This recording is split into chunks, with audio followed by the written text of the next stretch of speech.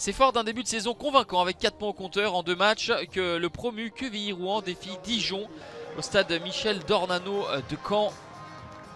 Dijon, l'un des favoris à la montée, mais qui a du mal à assumer son statut pour l'instant avec un décevant bilan de 2 défaites et un match nul. Pour QRM, c'est prometteur ce que proposent les joueurs de Bruno Irles, notamment avec la dernière victoire 3-1 face à Amiens, dont un triplé de Dukens Nazon, l'Haïtien, qui est une nouvelle fois titulaire ce soir. Quevilly-Rouen ouvre le score à la 26e minute grâce à Manoubi Haddad, deuxième but de la saison pour le Tunisien. Un joli exploit individuel de la part de l'ancien joueur du club africain qui rentre à l'intérieur avec son pied droit pour ajuster Baptiste Rennais.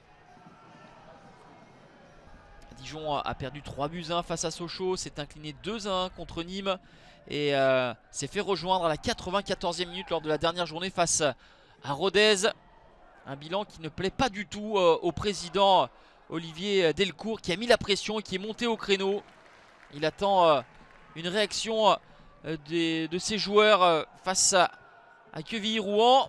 Mais ce que l'on peut constater, c'est que la réaction elle ne vient pas. Les Dijonnais sont outrageusement bousculés. Il va même y avoir de la réussite pour Baptiste Rennais, sauvé par son poteau. Et Bruno Irles aurait aimé voir cette domination être validée par un second but. Le score sera bien de 1-0 pour QRM à la pause. Et Dijon qui est dans le dur, hein, qui serait bien inspiré de prendre des points ce soir, notamment en vue du choc de la prochaine journée avec la réception de Toulouse.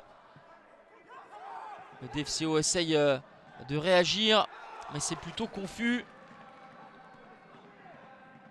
Aurélien Schedler est l'un des joueurs les plus en vue dans l'effectif de David Linares. On le retrouve, Schedler, qui utilise son corps pour contourner son vis-à-vis et frapper en pivot pour tromper Nicolas Lemaître. Ça fait un but partout. Égalisation de Dijon qui ne s'était pas procuré énormément d'occasions, mais là avec ce beau numéro de Schedler, son deuxième but depuis le début de la saison et son deuxième but consécutif. C'est lui qui avait marqué contre Rodez le week-end passé. Un partout donc à la 74e minute, mais à la 75e, Quevilly-Rouen va reprendre l'avantage par l'intermédiaire de Garland Jebel. Opportuniste pour pousser ce ballon au fond des filets. C'est le premier but en Ligue 2 BKT pour l'ancien joueur de Lyon-la-Duchère. Dijon qui a du mal, hein, qui n'a pas marqué plus d'un but lors de chacun de ses 3 premiers matchs. Et qui en encaisse encore une fois. A noter que Roger Assalé, blessé, est absent. Et finalement, de voir le promu mener au score est on ne peut plus logique. Réaction en fin de partie avec une énorme opportunité d'égalisation pour Mickaël Lebihan, lui qui est habituellement si adroit dans ce genre de position.